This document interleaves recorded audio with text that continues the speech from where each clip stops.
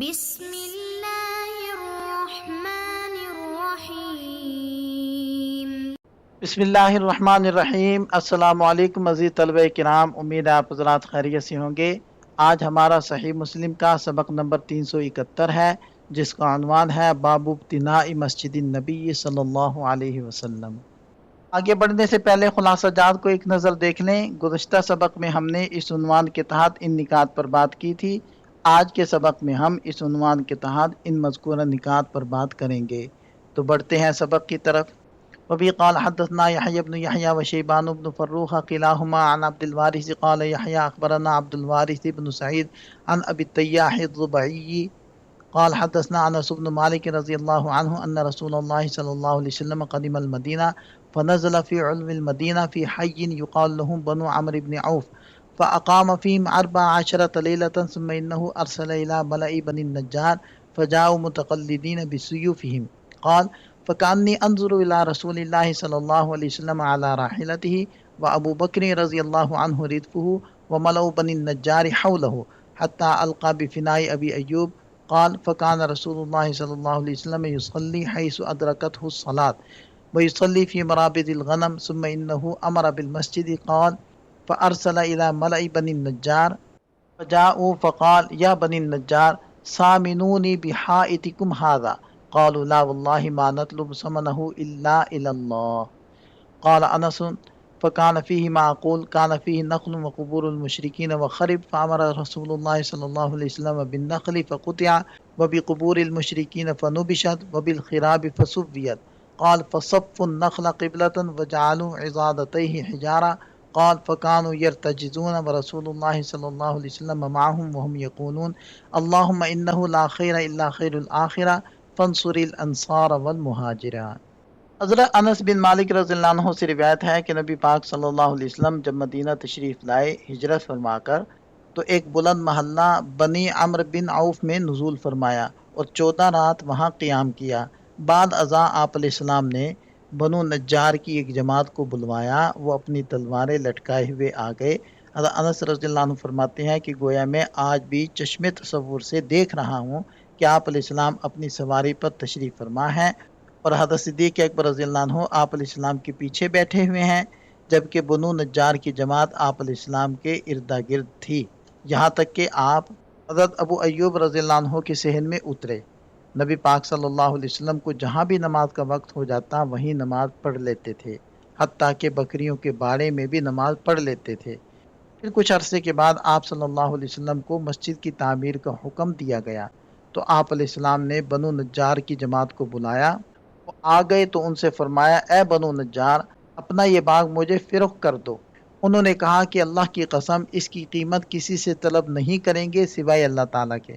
حضرت انس رضی اللہ عنہ فرماتے ہیں کہ اس باغ میں کیا کچھ تھا میں بتاتا ہوں۔ اس میں کھجور کے درخت تھے، مشرکین کی قبریں تھیں اور کچھ ویران زمین تھی۔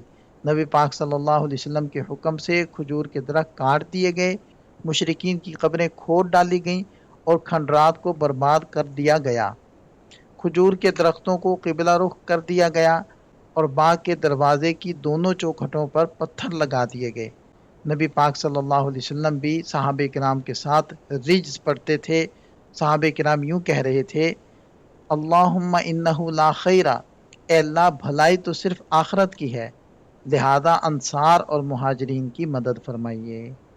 اس استاد کے رجال 5 ہیں۔ پہلے ہیں یحییٰ بن یحییٰ التمیمی، دوسرے ہیں شیبان بن فروخ الابلی، تیسرے ہیں عبد الوارث بن سعید العنبری اور چوتھے ہیں ابو التیاح الضبعی ثقۃ ثبت، اور 5ویں ہیں صحابی رسول حضرت انس بن مالک رضی اللہ عنہ، جن کی وفات 93 ہجری کے اندر ہوئی۔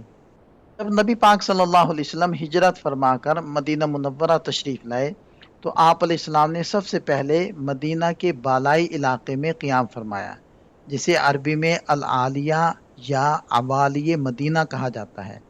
جغرافیائی اعتبار سے مدینہ کا جو حصہ نجد کی طرف یعنی اونچائی پر ہے اسے عالیہ، اور جو تہامہ کی طرف یعنی ڈھلوان میں ہے اسے سافلہ کہتے ہیں۔ مشہور بستی قباء اسی بالائی علاقے کا حصہ ہے۔ علماء فرماتے ہیں کہ نبی پاک صلی اللہ علیہ وسلم کا ہجرت کے سفر میں سب سے پہلے مدینہ کے اس اونچے علاقے یعنی عالیہ میں پڑاؤ کرنا ایک خوبصورت نیک شگون تھا کہ اللہ تعالیٰ آپ علیہ السلام کو اور آپ علیہ السلام کے دین اسلام کو دنیا میں ہمیشہ بلندی اور رفعت عطا فرمائے گا۔ قباء میں آپ علیہ السلام نے انصار کے قبیلے بنو عمرو بن عوف کے ہاں قیام فرمایا، جو قبیلہ اوس کی ایک اہم شاخ ہے۔ آپ علیہ السلام کا یہاں قیام کتنے دن رہا، اس بارے میں احادیث اور سیرت کی روایات میں تھوڑا اختلاف ہے۔ ایک روایت کے مطابق آپ علیہ السلام یہاں 14 راتیں مقیم رہے، جبکہ دوسری روایت میں 24 راتوں کا ذکر ملتا ہے۔ قباء میں قیام مکمل کرنے کے بعد آپ علیہ السلام نے مدینہ کے اندرونی حصے کی طرف کوچ کرنے کا ارادہ فرمایا۔ اس موقع پر آپ علیہ السلام نے بنو نجار کے معززین اور سرداروں کو پیغام بھیجا۔ بنو نجار دراصل قبیلہ خزرج کی ایک شاخ ہے۔ ان کے دادا کا نام تیم اللات تھا، جس کا لقب نجار یعنی بڑھئی پڑ گیا تھا۔ نبی پاک صلی اللہ علیہ وسلم نے خاص طور پر بنو نجار کے ہاں جانے کا فیصلہ اس لیے فرمایا کیونکہ یہ آپ علیہ السلام کے دادا حضرت عبد المطلب کے ننھیال تھے۔ حضرت عبد المطلب کی والدہ سلمہ اسی قبیلے سے تھیں۔ چنانچہ اپنے ننھیال کا پاس رکھتے ہوئے آپ علیہ السلام قباء سے ان کی طرف روانہ ہوئے۔ جب یہ معززین بنو نجار آپ علیہ السلام کو لینے پہنچے تو وہ انتہائی ادب، جوش اور تعظیم کے ساتھ اپنی تلواریں لٹکائے ہوئے حاضر ہوئے تاکہ آپ علیہ السلام کی حفاظت کا حق ادا کر سکیں۔ سفر کے دوران یہ منظر بڑا ایمان افروز تھا کہ بنو نجار کی پوری جماعت ادب کے طور پر نبی پاک صلی اللہ علیہ وسلم کے ارد گرد پیدل چل رہی تھی، جبکہ حضرت صدیق اکبر رضی اللہ عنہ سواری پر نبی پاک صلی اللہ علیہ وسلم کے پیچھے بیٹھے ہوئے یعنی ردیف بنے ہوئے تھے۔ اگرچہ ہجرت کے اس سفر کے لیے حضرت صدیق اکبر رضی اللہ عنہ کے پاس اپنی ذاتی اونٹنی موجود تھی جس پر وہ سوار ہو کر آئے تھے، لیکن اس خاص موقع پر آپ علیہ السلام نے انہیں اپنے پیچھے بٹھایا۔ آپ علیہ السلام کا حضرت صدیق اکبر رضی اللہ عنہ کو اپنے ساتھ ایک ہی سواری پر بٹھانا ان کی حد درجہ عزت افزائی، شرافت اور مسلمانوں میں ان کے بلند مقام و مرتبہ کو ظاہر کرنے کے لیے تھا۔ جب نبی پاک صلی اللہ علیہ وسلم قباء سے روانہ ہو کر مدینہ منورہ کے اندرونی حصے میں پہنچے تو ہر قبیلے کی خواہش تھی کہ آپ علیہ السلام ان کے ہاں قیام فرمائیں، لیکن آپ علیہ السلام نے فرمایا کہ میری اس اونٹنی کا راستہ چھوڑ دو، یہ اللہ کی طرف سے معمور ہے۔ چنانچہ اونٹنی چلتی رہی یہاں تک کہ وہ ایک جگہ جا کر بیٹھ گئی، یعنی آپ علیہ السلام وہاں تشریف فرما ہو گئے اور آپ علیہ السلام کا سامان سفر وہاں اتار لیا گیا۔ یہ جگہ حضرت ابو ایوب انصاری رضی اللہ عنہ کے گھر کے سامنے کا کھلا صحن یا میدان تھا۔ عربی زبان میں فنا گھر کے سامنے کے اس وسیع اور کھلے حصے کو کہتے ہیں جو آمد و رفت یا بیٹھنے کے لیے استعمال ہوتا ہے۔ یہاں یہ بات بھی یاد رہے کہ حضرت ابو ایوب انصاری رضی اللہ عنہ کا اصل نام خالد بن زید انصاری ہے۔ اس موقع کا ایک بڑا دلچسپ واقعہ امام ابن جوزی رحمہ اللہ کی کتاب شرف المصطفیٰ میں نقل کیا گیا ہے۔ روایت میں آتا ہے کہ جب نبی پاک صلی اللہ علیہ وسلم کی اونٹنی حضرت ابو ایوب انصاری رضی اللہ عنہ کے گھر کے سامنے جا کر بیٹھ گئی تو وہاں موجود ایک صحابی حضرت جبار بن صخر رضی اللہ عنہ نے جوش میں اپنے پاؤں سے اونٹنی کو ہلکا سا ہنکایا یا ابھارا تاکہ وہ وہاں سے اٹھے یا آگے بڑھے۔ اپنے گھر کے سامنے اونٹنی کے بیٹھنے پر حضرت ابو ایوب انصاری رضی اللہ عنہ کی خوشی کا کوئی ٹھکانہ نہیں تھا، اس لیے جب انہوں نے جبار بن صخر کو ایسا کرتے دیکھا تو تڑپ اٹھے اور محبت و غیرت ایمانی سے مغلوب ہو کر کہنے لگے، اے جبار، کیا تم میرے گھر کے سامنے سے اونٹنی کو ہنکا رہے ہو؟ یعنی تم میرے گھر کو اس عظیم برکت اور میزبانی کے شرف سے محروم کرنا چاہتے ہو؟ اس ذات کی قسم جس نے نبی پاک صلی اللہ علیہ وسلم کو حق کے ساتھ مبعوث فرمایا ہے، اگر اسلام کی وجہ سے ہم آپس میں بھائی بھائی نہ بن چکے ہوتے اور دین کی حرمت آڑے نہ آتی تو میں اس بات پر تمہیں اپنی تلوار سے قتل کر دیتا۔ یہ واقعہ اس گہرے عشق، والہانہ محبت اور طلب کو ظاہر کرتا ہے جو انصار مدینہ کے دلوں میں نبی پاک صلی اللہ علیہ وسلم کی میزبانی کا شرف حاصل کرنے کے لیے موزن تھی۔ امام بدر الدین عینی نے اپنی مشہور شرح عمدۃ القاری میں ایک نہایت ایمان افروز تاریخی واقعہ نقل فرمایا ہے جس کی اصل بنیاد مشہور مورخ محمد بن اسحاق کی کتاب المبتدا یعنی جسے قصص الانبیاء بھی کہا جاتا ہے اس میں ملتی ہے۔ یہ واقعہ حضرت ابو ایوب انصاری رضی اللہ عنہ کے اسی گھر کا تاریخی پس منظر بیان کرتا ہے جہاں نبی پاک صلی اللہ علیہ وسلم کی اونٹنی بیٹھی تھی۔ واقعہ کچھ یوں ہے کہ نبی پاک صلی اللہ علیہ وسلم کی ولادت سے تقریباً 1000 سال پہلے یمن کا ایک بادشاہ مکہ مکرمہ آیا اور پھر وہاں سے مدینہ منورہ، جس کا پرانا نام یثرب تھا، اس کی طرف روانہ ہوا۔ اس بادشاہ کا نام ابن حسان تھا اور تاریخ میں اسے تبا کا لقب دیا گیا ہے۔ عربی لغت کے اعتبار سے تبا آئے مضموم اور با مفتوح اور مشدد ہے اور آخر میں عین کے ساتھ پڑھا جاتا ہے، اور یہ یمن کے ہر بادشاہ کا سرکاری لقب ہوا کرتا تھا، جیسے مصر کے بادشاہ کو فرعون اور روم کے بادشاہ کو قیصر کہا جاتا تھا۔ اس تبا بادشاہ کے لشکر میں 400 ایسے جید علماء، حکماء اور اہل کتاب دانشور شامل تھے جو قدیم آسمانی کتابوں کے ماہر تھے۔ جب یہ لشکر مدینہ منورہ پہنچا تو ان تمام علماء نے آپس میں عہد کیا کہ وہ اب یہاں سے آگے نہیں جائیں گے اور یہیں سکونت اختیار کر لیں گے۔ جب بادشاہ نے ان سے اس اچانک فیصلے کی وجہ پوچھی تو انہوں نے بتایا، ہم نے اپنی قدیم آسمانی کتابوں میں پڑھا ہے کہ آخری زمانے میں ایک نبی مبعوث ہوں گے جن کا نام نامی محمد صلی اللہ علیہ وسلم ہوگا، اور یہ مدینہ منورہ ان کی ہجرت گاہ بنے گا۔ ہم یہاں صرف اس لیے قیام کر رہے ہیں تاکہ شاید ہماری زندگی میں وہ تشریف لے آئیں اور ہمیں ان کی زیارت اور صحبت کا شرف حاصل ہو جائے۔ علماء کی یہ بات سن کر بادشاہ کے دل میں بھی ایمان کی شمع روشن ہو گئی اور اس نے بھی ان کے ساتھ وہیں رکنے کا ارادہ کیا۔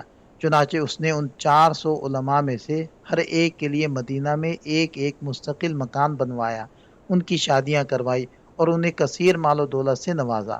یہی نہیں بلکہ بادشاہ نے خود بھی نبی پاک صلی اللہ علیہ وسلم پر ایمان لانے کا اعلان کیا اور اپنے ہاتھ سے ایک خط لکھا جس میں کچھ اشعار بھی تھے جن کا مفہوم یہ تھا، میں احمد صلی اللہ علیہ وسلم کے بارے میں اس بات کی گواہی دیتا ہوں کہ وہ اللہ تعالیٰ کے سچے رسول ہیں جو تمام جانداروں کا پیدا کرنے والا ہے۔ بادشاہ نے اس خط کو سونے کی مہر لگا کر ان علماء کے بڑے رئیس کے حوالے کیا اور وصیت کی کہ اگر تمہاری زندگی میں وہ نبی تشریف لے آئیں تو میرا یہ خط ان کی خدمت میں پیش کر دینا، اور اگر تم نہ پا سکو تو تمہاری نسلوں میں سے جو کوئی بھی ان کا زمانہ پائے وہ یہ امانت ان تک پہنچا دے۔ مزید برآں اس تبا بادشاہ نے خاص طور پر نبی پاک صلی اللہ علیہ وسلم کے قیام کے لیے بھی ایک بہترین 2 منزلہ مکان تعمیر کروایا کہ جب آپ علیہ السلام مدینہ تشریف لائیں تو یہاں قیام فرمائیں۔ وقت گزرتا رہا، وہ مکانات مختلف مالکوں کے ہاتھوں بکتے اور منتقل ہوتے رہے، یہاں تک کہ وہ خاص مکان جو نبی پاک صلی اللہ علیہ وسلم کے لیے بنایا گیا تھا وہ حضرت ابو ایوب انصاری رضی اللہ عنہ کی ملکیت میں آ گیا۔ حضرت ابو ایوب انصاری رضی اللہ عنہ دراصل اسی بڑے عالم کی نسل اور اولاد میں سے تھے جنہیں 1000 سال پہلے وہ خط سونپا گیا تھا۔ مورخین لکھتے ہیں کہ مدینہ کے انصار یعنی اوس اور خزرج دراصل انہی 400 علماء ہی کی اولادیں ہیں۔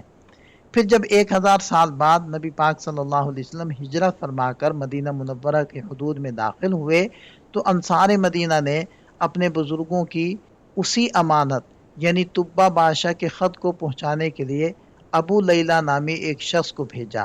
جب وہ شخص راستے میں نبی پاک صلی اللہ علیہ وسلم کے سامنے پہنچا تو آپ علیہ السلام نے معجزانہ طور پر وحی الہی کے ذریعے اسے دیکھتے ہی خود فرمایا، تم ابو لیلہ ہو نا، اور تمہارے پاس تبا بادشاہ کا وہ پہلا خط بھی موجود ہے۔ اللہ اکبر۔ حضرت ابو لیلہ یہ سن کر دنگ رہ گئے اور سوچ میں پڑ گئے، کیونکہ وہ ابھی تک آپ علیہ السلام کی نبوت سے واقف نہیں تھے اور انہوں نے کبھی آپ علیہ السلام کو دیکھا بھی نہیں تھا۔ انہوں نے حیرت سے پوچھا، آپ کون ہیں؟ کیونکہ میں آپ کے چہرے پر کسی جادوگر کا اثر یا علامات تو نہیں دیکھ رہا۔